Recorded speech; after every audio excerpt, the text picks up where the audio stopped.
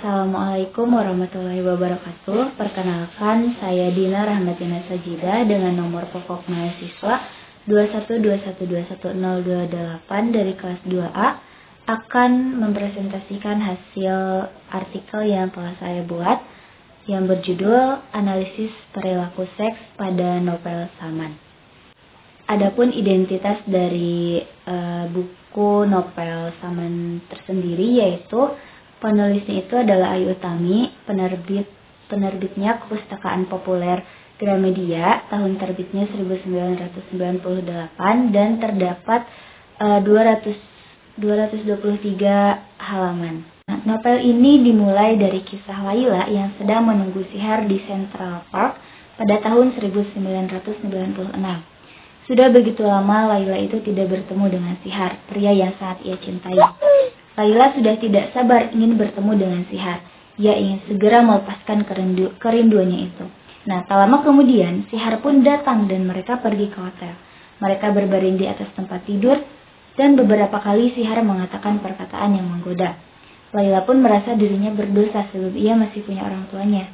Nah, kemudian pada kisah selanjutnya itu menceritakan bagaimana pertemuan pertama kali Laila dan Sihar yang bertemu di Laut Cina Selatan pada tahun 1993. Adapun tokoh utama dalam novel ini yaitu Saman. Nama asli Saman yaitu Atanius Wisanggeni atau bisa dipanggil Wis. Nah, sebelum namanya berubah menjadi Saman, Wis ini merupakan seorang pastor di gereja. Nah, sewaktu Wis menjadi pastor di gereja, ada aparat yang ingin mengambil tanah di sekitar gereja itu yang akan dijadikan perkebunan sawit. Tetapi Wis menolak dan masyarakat di sekitar sana pun menolak hal tersebut. Nah, kemudian Wis pun keluar dari gereja dan berubah menjadi seorang aktivis HAM. Nah, disinilah Wis ini mengganti namanya menjadi Saman. Nah, dari sifat yang tadinya religius, Saman ini berubah menjadi seorang yang berpikiran bebas. Lalu setelah ia berubah menjadi Saman, kemudian ia bertemu kembali dengan 4 orang tokoh perempuan tadi yang merupakan teman semasa kecilnya. Lalu seiring berjalannya waktu, Saman jatuh cinta dengan Yasmin. Lalu pada tahun 1994, bertempat di New York, Saman sudah menjalin asmara dengan Yasmin. Saman pergi ke New York untuk sembunyi dan melarikan diri. Di sana ia selalu bertukar kabar dengan Yasmin melalui email. Saman ini sudah menjadi pribadi yang berbeda setelah ia sudah tidak menjadi pastor. Ia sering berkirim email dengan pesan-pesan yang cukup dewasa dan vulgar. Nah, di samping itu, Yasmin pula telah berselingkuh dari suaminya. Yasmin telah melakukan hubungan badan dengan Saman. Yasmin juga lebih mencintai Saman dibanding suaminya. Nah, ketika berhubungan badan dengan suaminya pun, Yasmin ini sering meminta agar lampunya dimatikan karena yang terbayang di pikirannya adalah Saman. Nah, asmara Saman dengan Yasmin ini semakin memanas. Yang ada di pikiran mereka berdua hanyalah mengenai seks. Saman ini banyak mendapat perhatian dari ilmuwan terkemuka, di antaranya Sapardi Djoko Damono dan Faruk. Sapardi menganggap komposisi Saman sepanjang sepengetahuannya itu tidak ditemukan di negara lain. Padahal karya-karya Onda Adje, Salman Rushdie, Vikram Seth, dan Milan Kundera adalah contoh cara bercerita sealiran dengan Saman. Yang menyenangkan adalah bahwa teknik itu, aliran bertutur itu, kini hadir dalam sebuah novel Indonesia.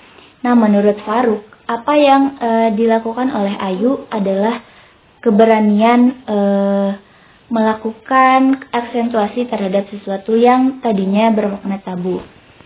Lalu Faruk juga berkata, ini juga patut dihargai.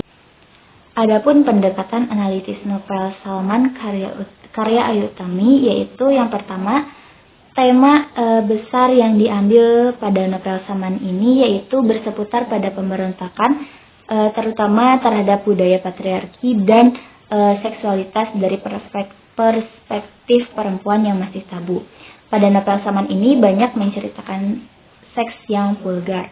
Lalu alur pada novel Saman ini, penulis menggunakan alur campuran atau gabungan karena penulis ini membuat latar waktu yang berbolak-balik. Diawali dengan penulis menceritakan ketika Layla sedang berada di New York untuk menunggu Sihar pada tahun 1996.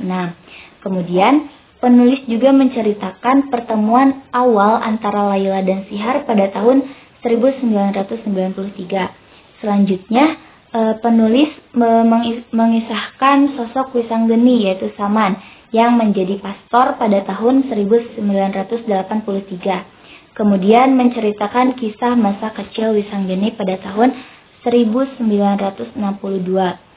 Lalu kembali lagi ke tahun 1984 ketika Wis ditempatkan menjadi pastor. Setelah penulis menceritakan kisah Wis ini hingga namanya berubah menjadi Saman, kemudian alur cerita kembali pada tahun 1996 di New York.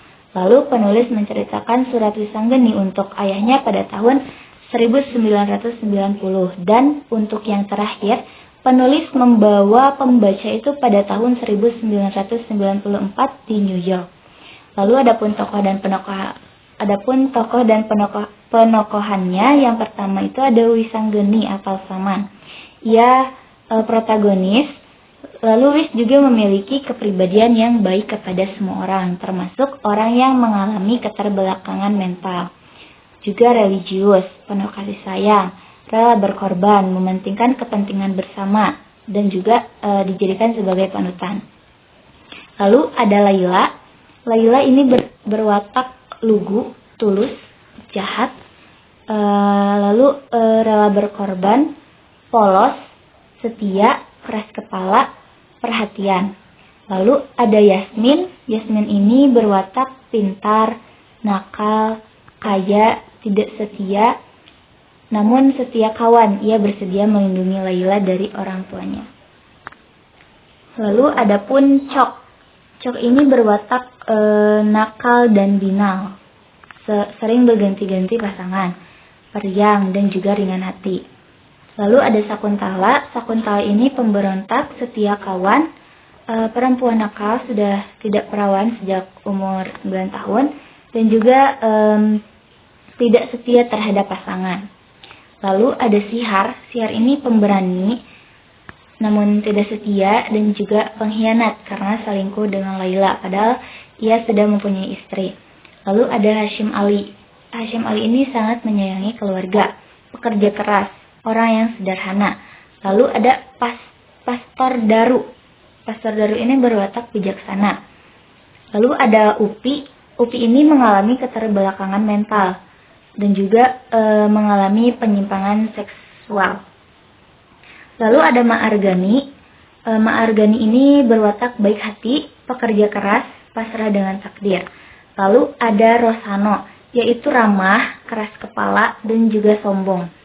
Adapun latar setting pada novel ini yaitu tempatnya bertempat di New York, di hotel, penambangan minyak, desa Prabu Mulih, taman, laut Cina Selatan, dan juga kantor. Untuk waktunya pada masa rezim Orde Baru. Lalu untuk suasananya itu menyedihkan, menegangkan, dan juga mencekam. Lalu sudut pandang pada novel Saman ini menggunakan sudut pandang orang pertama dan orang ketiga. Ada beberapa yang menceritakan kisahnya sendiri dan selebihnya oleh pengarang. Lalu yang keenam ada gaya bahasa. Nah, pada gaya bahasa yang digunakan pada novel ini menggunakan bahasa sehari-hari yang mudah dimengerti dan dipahami oleh pembaca. Namun pada beberapa kata atau kalimat menggunakan kata kiasan yang sukar dipahami. Lalu amanat yang terkandung pada novel Saman ini yaitu kita sebagai pasangan harus setia terhadap pasangan kita. Sebagai pemimpin juga kita harus bijaksana dan dapat mendengarkan pendapat orang lain. Kita juga sebagai manusia yang telah diberikan karunia dan nikmat yang besar oleh Allah Subhanahu wa taala, tidak boleh semena-mena kepada orang yang memiliki keterbelakangan mental. Terdapat banyak perilaku seksualitas dalam novel Saman ini, dimulai dari Layla yang menunggu Sihar di Central Park, lalu berciuman dan pergi ke hotel, lalu Saman yang berselingkuh dengan Yasmin sampai melakukan hubungan badan padahal Yasmin sudah menikah, dan juga penggambaran tokoh pendukung yaitu Sakuntala yang sering bergonta-ganti pasangan baik dengan laki-laki maupun perempuan. Lalu ada tokoh Cok yang genit dan juga binal. Nah, pada novel Saman ini juga banyak menggunakan kalimat yang vulgar yang hanya cocok dibaca oleh orang-orang dewasa saja. Pada novel Saman ini juga terdapat kisah pengorbanan, perjuangan, dan keikhlasan dari beberapa tokoh yang telah disebutkan yang dapat kita ambil amanatnya. Mungkin hanya itu yang dapat saya sampaikan. Mohon maaf apabila terdapat kekurangan dan kesalahan dalam penyampaiannya. Wassalamualaikum warahmatullahi wabarakatuh.